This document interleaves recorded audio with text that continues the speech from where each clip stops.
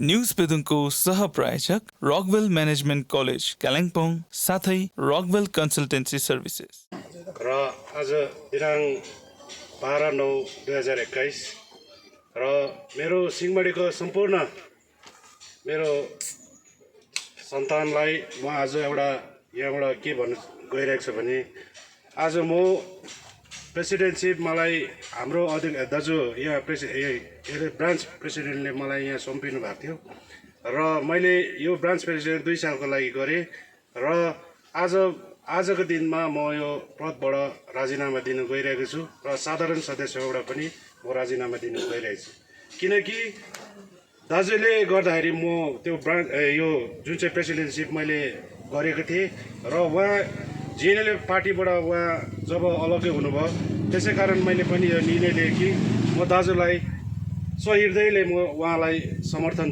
जनाउन गइरहेको छु र सम्पूर्ण मेरो सिंहमारी टकबर भ्यालीका दाजुभाइहरूले पनि उहाँलाई समर्थन दिनुहुन्छ भनेर तपाईँहरू यहाँनिर आइदिनु भएको छ र बेस्ट मान्छेलाई चाहिँ हामीले चोइस गर्नुपर्छ। त्यही कारणले गर्दा म चाहिँ उहाँलाई सम्पूर्ण 100% दिएर उहाँलाई समर्थन जनाउँदैछु। धन्यवाद। चाहिँ प्रत्येकलाई नै राल चुन्छ, नभए किन राजनीति गर्नु? तर फरक चाहिँ यति हो, सत्ताको लागि राल चुहाइसकेपछि अनि सत्तामा पुगिसकेपछि चाहिँ के गर्छ, फरक चाहिँ त्यहाँ आउँछ। राल चुहाएकै छ अजय एडवर्डले सत्ताको निम्ति, हाम्रो पनि राल चुहेकै छ सत्ताको निम्ति। तर जब सत्तामा तपाईको दया र ईश्वरको दयाले जब हामीलाई पुर्याउँछ त्यहाँदेखि के गर्छौँ प्रश्न त्यहाँ आउँछ। किन चुहेको छ सत्ताको निम्ति राल भन्दाखेरि आज हामी दिनहुँ बिमारी भेट्छौँ, दिनहुँ दुखी मानिसहरू भेट्छौँ, दिनहुँ बिमारीहरू भेट्छौँ। कसको क्यान्सरको पेसेन्ट, कोही किडनीको पेसेन्ट, कोहीको खुट्टा लगाइदिनु पर्ने पेसेन्ट। यी व्यक्तिहरू यहाँ आउँछन् अजय एडवर्डज्यूलाई भेट्नु, हाम्रो टिमलाई भेट्नु। र कतिले फेसबुकतिर लेख्छन्, उनीहरूलाई भन्नु केही छैन, सत्तामा राल चुहाएको अरे, जाति नहेर्ने अरे त हाबी जाबी किसिम लेख्छन्। किन लेख्छन् भन्दा चाहिँ त्यो खुट्टा नभएको व्यक्ति, त्यो किडनी पेसेन्ट, त्यो क्यान्सर पेसेन्ट चाहिँ उनीहरूको घरमा चाहिँ जाँदैन नि त। अरे जोगी त आउँदैन तिमीहरूको घरमा, के बिमारीको ठुलो कुरा गरिबस्छौ? जोगी पनि आश लाग्दो घरमा आउँछ, जुनसुकै घरमा आउँदैन। यो घरमा चाहिँ दिन्छ होला भने जोगी पनि आउँछ, हेर्दा आश नभएको घरमा कहाँ आउँछ जोगी? यसकारण किडनी पेसेन्ट आउँछ, खुट्टा नभएको बिमारी आउँछ, हात भाँचेको बिमारी आउँछ। अनि हामी हेर्छौँ आजसम्म दार्जिलिङमा आएको बजेट, हामीलाई डक्टर साथीहरूले भन्छ 80 करोड खर्च गरेको हो भने किडनी यहाँ फेरिनु सक्थ्यो अरे, ब्रेनको अपरेसन यहाँ, हेमोरेजको अपरेसन यहाँ हुनु सक्थ्यो अरे भन्दा 14,000 करोड आयो भनेर त दुईजना दाजुहरूले भन्दैछ। अनि 14,000 करोडमा चाहिँ 70-80 करोड खर्च गरेको भए तपाईँ र हाम्रो परिवारमा एउटा ढुक्कपन हुन्थ्यो। मेरो आमा बिमार हुँदा ढुक्क हुन्थ्यो, मेरो बाबा बिमार हुँदा ढुक्क हुन्थ्यो। आजको दिनमा हाम्रो पैसा छैन भने मर्नु पर्दैछ। अनि सत्ताको निम्ति राल नचुहाउने नेताहरूले चाहिँ के गर्दैछ प्रश्न छ, के गर्दैछौ? दिनहुँ लागेको छौँ र आफ्नो सीमित संसाधनभित्रमा त यति मात्र गर्न सक्छौँ। यदि सत्तामै बस्यौँ र सरकारले तपाईँहरूकै पैसा, ट्याक्सको पैसा चाहिँ सठिक रूपमा हामीले प्रयोग गऱ्यौँ भने चाहिँ साँच्चै नै यो दार्जिलिङलाई तपाईँ हामी सबै मिलेर स्वर्ग बनाउन सक्छौँ। संसारको सबैभन्दा ब्युटिफुल सहर, सबैभन्दा श्रेष्ठ जग्गा, बस्नु लायकको जग्गा बनाउन सक्छौँ भन्ने यो मुहिम लिएर अजय एडवर्डज्यू अगाडि बढ्नु भएको छ।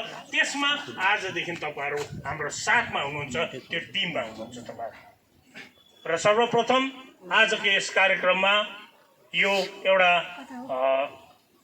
समर्थनको कार्यक्रम पनि हो अनि इस्तिफाको कार्यक्रम पनि हो। प्रथम त म सिंहमारी टकबरका समष्टिका प्रेसिडेन्ट प्रतिम सुब्बाज्यूलाई आफ्नो इस्तिफाको घोषणा गरिदिनु हुन भनी म अनुरोध गर्दछु।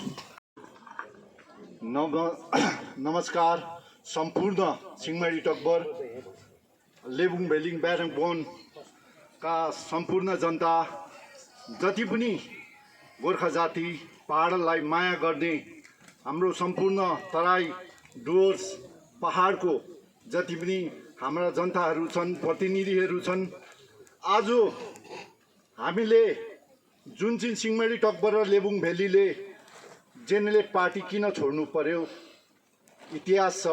तर यो इतिहासलाई नदोहोऱ्याएर हामी कर्ममा विश्वास गर्छौँ र जसले काम गर्छ हामी उसलाई फलो गर्छौँ।